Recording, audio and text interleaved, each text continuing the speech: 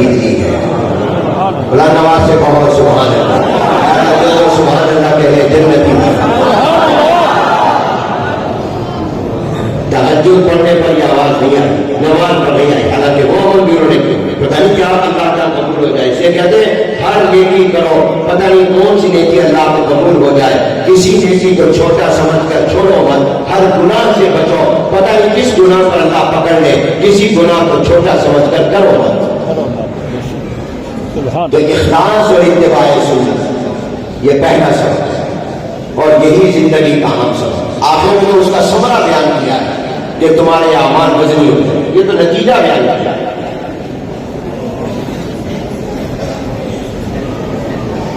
جناب نبی کریم حضور اکرم سب کو صلی اللہ علیہ وسلم, کوئی زبان خاموش نہ رہے. صلی اللہ علیہ وسلم, صلی اللہ علیہ وسلم, صلی اللہ علیہ وسلم. میں کہا کرتا ہوں کہ حضور علیہ السلام کو اللہ نے ہر کمال درجے کا دیا. بے شک ہر کمال درجے کا دیا, کمال میں بھی درجہ ہے.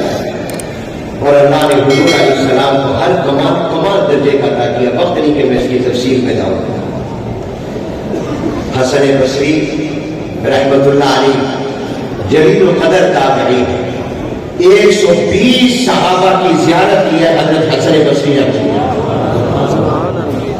اور حسن بصری رحمت اللہ علیہ حضور اکرم صلی اللہ علیہ وسلم کے دنیا سے جانے کے 13 سال بعد پیدا ہوئے. صرف 13 سال بعد پیدا ہوئے. مدینہ منورہ میں گئے, پھر بصرہ چلے گئے, اس لیے ان کو حسن بصری کہا جاتا ہے. یہ ام سلمہ رضی اللہ تعالیٰ عنہا کے بیٹے ہیں. ان کی ساری علمی دولت اور خزانہ حضرت ام سلمہ کی برکت سے ہے رضی اللہ عنہ. حسن بصری رحمت اللہ علیہ جو اتنے جلیل و قدر تابعین ہیں, صحابہ کو دیکھا ہے, ایک دو نہیں 120 صحابہ کو دیکھا ہے. اور کتنے اونچے, کتنے بھی یہ حضرت علی رضی اللہ تعالیٰ کے مرید تھے. ان کی بیعت حضرت علی رضی اللہ تعالیٰ سے تھی, اور خلافت بھی حضرت علی رضی اللہ تعالیٰ سے تھی. اور کتنے بھی ہمارے روحانی سلسلے ہیں سوائے نقشبندیہ سلسلے میں, باقی تمام سلاسل کا تعلق یہ جو پیری مریدی کے سلسلے ہیں سب کا تعلق حسن بصری رحمت اللہ علیہ سے. یہ حسن بصری رحمت اللہ علیہ نے بڑی پیاری بات فرمائی. فرمایا اللہ نے ہمیں نبی اور پیغمبر اعلیٰ عطا کیے تو ان کو اخلاص بھی اللہ نے اعلیٰ درجے کا عطا کیا. اور کہا حضور علیہ السلام کا اخلاص کتنے اعلیٰ درجے کا تھا. فرماتے حضور اکرم صلی اللہ علیہ وسلم نے اپنی پوری زندگی میں کوئی جائیداد نہیں بنائی, کوئی جائیداد نہیں بنائی. حضور علیہ السلام نے کوئی اپنا پیسہ دولت جمع نہیں کی. حالانکہ اللہ نے فرمایا کہ تو میں پہاڑوں کو سونے کا بنا دوں. میرا آپ کا فقر غیر اختیاری ہے, حضور کا فقر اختیاری تھا. تو آپ چاہتے تو سونا خزانے جمع کر لیتے.